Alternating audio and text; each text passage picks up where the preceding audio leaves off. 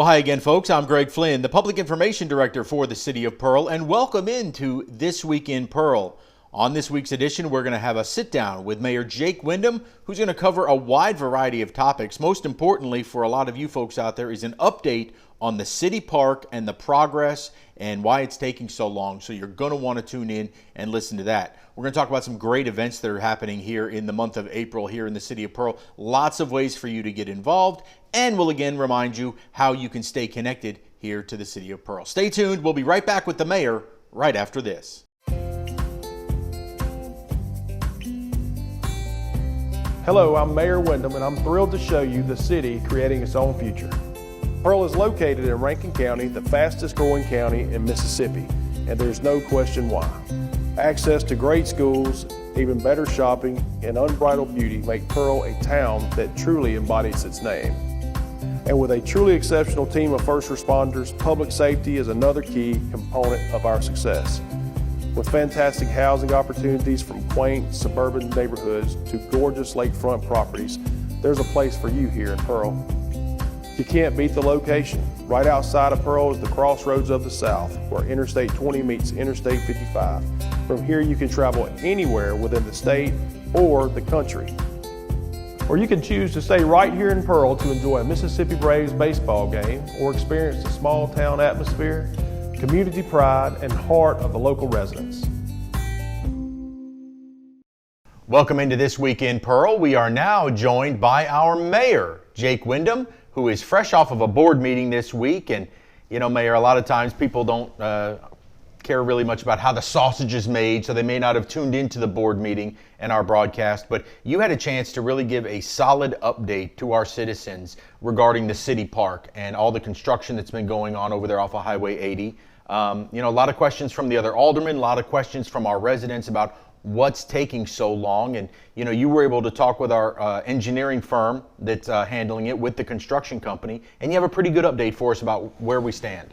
Yeah, I mean, of course, the progress of the park is not where we want it to be, but it's not because of the fact that we have a subpar contractor or because there's not funds there for the project to get completed. Number one, I want to start out by saying this, and everybody can see it. They can see it when they go to restaurants, when they go to different places in the service industry where you have a shortage of employees. And that has affected the supply chain and the construction industry greatly. Now, there's some general contractors out there that are huge that have more capital than others, but we have a very reputable contractor in Clear River, and they've done a lot of projects over the span of the last 30 years. And but what makes it particularly difficult for the park is that they've had issues with labor shortage and material issues. So that's been some of the major issues that have been going on with the park. I want to clarify the fact that we have a contract with this construction company. They're within their working window days. All their rain days are not been allotted for, so they still have rain days as far as the construction contract is concerned. Also, they're not in liquidated damages. Now, you know, sometimes when you emotionally you want to say to yourself, my goodness, this is taking forever. And yes, it has. And it's been prolonged because of COVID, number one. Not, again, because we didn't have a subpar contractor. But our engineering firm, we have a guy, Jeff Green, that's been doing construction engineering for 30 years. He knows what he's doing. Phil Hunt, local Pearl guy, that's an inspector for Pickering firm that, you know, stays on top of it. So our guys, and Scooter Myers, our director of parks, they're on the ground every day, making sure that things are getting done when they get done in a timely manner. Again, however, if you don't have the materials or you don't have the labor to put forth the work, you're not going to have the production. And that's what we've ran into on this particular project.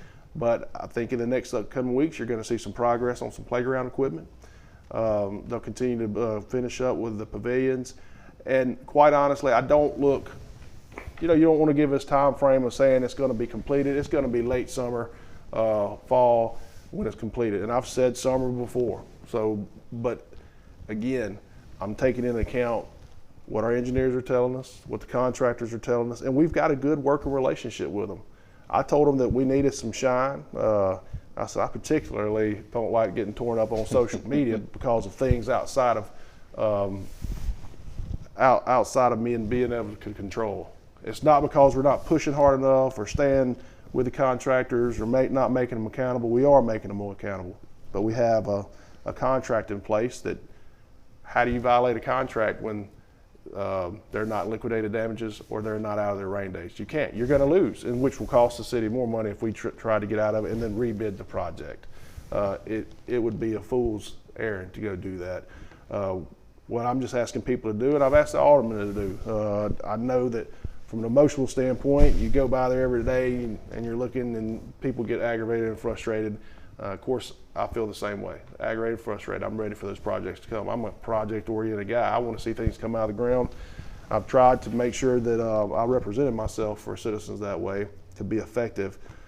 This particular project's just had some issues that created just a slowness of production. But I think that we're going to get there, and it'll be just a bad memory later on down the road, and kids will be playing, and we'll be having a good time and enjoying the area.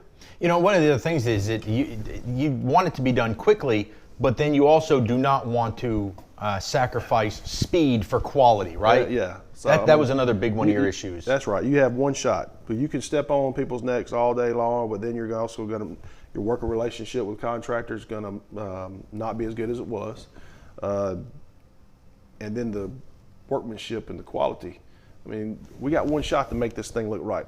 I think that we've been able to display that in the baseball and softball fields. And we're going to have the same sense of pride that for the city park, once it's completed, that we do for those fields. Again, but you want to make sure that your workmanship's there.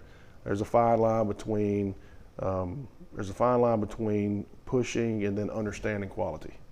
Yeah, because when it's done, we want it to be done so that, well, not that it would have, but you want the playground equipment to be secure. You want your pavilions that are out there to be secured. You want it all to look good. You want all the electrical work to look good and to be in working order for a long time to come, rather than just saying, well, we tried to expedite the process really, really quick. Yeah. I mean, it's one of those things that we want to make sure that we remain first class on. And I think that the way we're going about it right now, I think that we're trying to be prudent and making sure that we're making correct decisions. But I also am confident with the team that we have on the ground, with the engineer and the inspector, and of course the work that Scooter's doing. Scooter has a background in construction outside of recreation, so I'm comfortable in all those areas. I just need for time to hurry up and for the park to be finished, and I don't have any more memes created on Facebook about me. Well, and let's keep the weather dry too, because that'll certainly help construction when we have some dry days. I want to just touch on real quickly one of those success stories. You mentioned the baseball and softball complexes. We officially opened those to the seasons for our young people, and it was a great chance for you and all of the aldermen to be out there and throw out the first pitches to get it underway. Yeah, that was a long time coming, and I stood on that same field before construction several years ago, talking about the project and talking about the turf fields and bricking up the backstops and really making things look nice. Again, raising our standards, building pride. Those are the things that we want to do in our community. And one of the things that I really feel strongly about is the fact that if it wasn't for our citizens, we could have never done that. We could have never had the baseball fields that we currently have, or softball fields, or doing any of these projects to the park or to Jenkins Park or to Bright Park. That wouldn't have happened without our citizens turning out in 2018 and voting yes for the referendum. And I really appreciate that. So we stick to the guns of saying that our citizens are our chief stockholders, and that's who we aim to try to take care of business for, and at the same time, make sure they understand that their voices are heard. Now, for many years, the facilities needed to be upgraded. We went out and upgraded it. And I have a saying, I said, we're the largest city in Rankin County, and we're going to act like it. So we're slowly starting to develop those things that give us the credibility of what we need as the largest city in Rankin County. Well, and I will tell you that it's heartening to see that every night now and on the weekends out at those baseball and softball fields. So during the week, you have all the Parks and Rec teams that are practicing, playing their games. The weekends, my goodness, they are packed with out-of-towners, in addition to some local teams that are just filling our ballparks. And in turn filling our restaurants, our gas stations, and that sort of thing. So, man, it is really, really working well together. It is. Of course, we have a good hotel base here. We do have a lot of restaurants. I know that there's some people that want some new ones, and we'll be getting some new ones in the future. But those people do create tax dollars, and that money goes specifically towards, if it's a hotel or a restaurant, goes back into the referendum that actually pays for all the projects that we have ongoing within the city. And it does my heart good to see those kids excited about those fields. I mean, they go out there and they see especially some of those tournament teams are used to playing on those type fields, but our local kids and our recreation, they're not familiar with that type of facility. So it does my heart really good to see those kids really blown away about how good things look out there. And so I'm looking forward to a great baseball and softball season because of that. Well, and that is springtime, and it means baseball, softball, but it also means spring storms. And Mayor, we've been in that cycle where just about every week for the last month we've had a storm system come through. We've been very fortunate, have not seen significant damage here in the city. Came close with some tornadoes that decided they were going to fly right overhead, didn't want to touch down. We don't mind them not visiting our city. But we've gotten a lot of rain, and what would have been a big problem in the past with flooding, man, we've had very minimal flash flooding problems here, and that's a credit to the work done by Public Works. Yeah, Shane Durrell, the Public Works Director, does a really good job preparing for storms. In the low-lying areas where we have historical flooding, we make sure that several days before the event comes in, the rain event comes in, that we're out there checking to see if there's no obstructions. And I know people get concerned about that, but it's like automatic for us. When we start seeing this storm starting to brew, Shane's already got the guys going out in these low-lying areas. I'm not saying that at times we might miss one or two, because that happens. We're human. But what we try to do is try to mitigate as much as we possibly can by removing those obstructions in certain areas. And I want to tell people, please don't throw debris and items in a ditch, because it causes problems. We found TVs in ditches, obstructing ditches before. Refrigerators. I mean, so it doesn't make sense to me, but we have a dump for that you can take it to for a minimum cost and dispose of it correctly. But those guys have done a good job. I want to make sure that, PD and FD and Public Works, we really work in tandem with one another. I think, as far as communication goes, it's very, very good. PD and Fire and Public Works, they all have an app that they work off their phone outside of the radio system coming from the police department. That if a tree's down at 247 Sycamore crossing the street, this app is dictated from dispatch, and we're all able to descend on it and make sure that we take care of business. So we ultimately create one huge unit when you have PD, Fire, and Public Works. But those guys really do a good job, and I don't know if folks really realize it or not, but Public Works are out all times of night, just like PD and Fire are, running calls, and there's no rest for them at many times. And it's different. Like this time of year, we've had some water leaks, and I know people have noticed that. But when you have hot weather and cold weather, it'll bust some of those pipes. So that's why we're trying to get our arms around some of those things. And I think that our future water comprehensive projects, going to address a lot of those issues. But getting back to the storms, Greg, it seems like every Tuesday or Wednesday, good Lord sees fit to send up a cloud, right? I mean, yeah, that's just the way it goes in the spring. I keep saying it's a great science lesson for our young people and us older folks too. In the spring, it's like every week, once you get into a weather pattern, you'll see what has become Tornado Tuesdays for us. But, throughout the years, it kind of shifts, and it could be on a Wednesday or it'd be every Friday or things like that. So, again, next week, we've got a chance of severe storms coming midweek once again. But again, it's just spring pattern. We just want to keep that anti-tornado dome turned on over the city, because we've done pretty good so far. Yeah. God's been good to us. We've had some really, really big sales come through, and it could have done some damage. Even last year, we've been fortunate for the last several years that we've not seen major destruction from a tornado, but we all know that they're fully capable of it. You look at the one in Kentucky and Jonesboro over the last couple of years, and they're very destructive. So when they start getting close to the city, I I'm antsy that morning when I get out of bed when I know that this bad weather's here, because I know that there could possibly be loss of life or loss of property, and it's just it's concerning for our citizens, so it's concerning for me.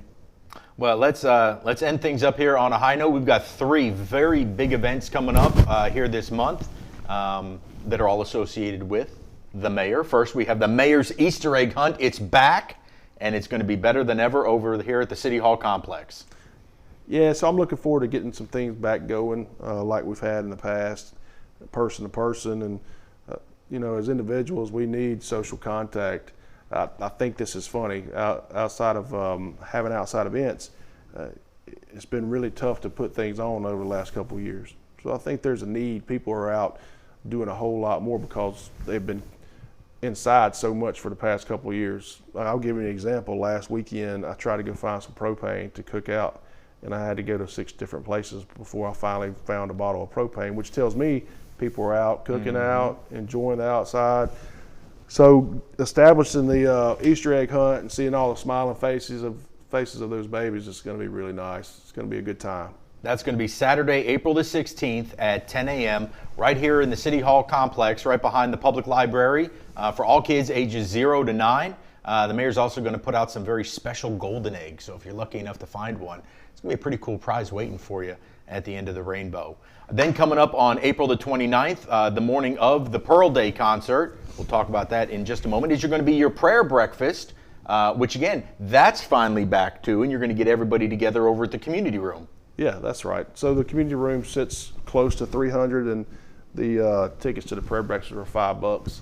And it's a fun time. You see a lot of faces that you hadn't seen people in a while, and historically there's some of the same people within the community that likes to come to it. But this year I think it will be a very interesting prayer breakfast with Sean Tyndall, the Commissioner of Department of Public Safety, being the keynote speaker.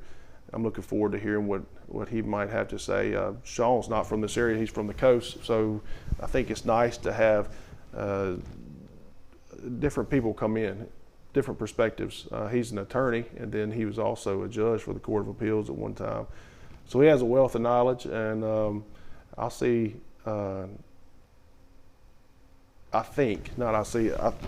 that it'll be a really, really good time. And again, just something that's a community-oriented event that you get to see people.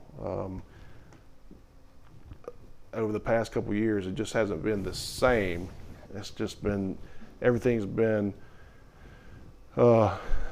minimized, and then a lot of things would cancel. We tried not to cancel very much. We tried to carry on life, but be safe. So getting back in the swing of things, having the prayer breakfast and the Easter egg hunt, those are great things. It was a fun time.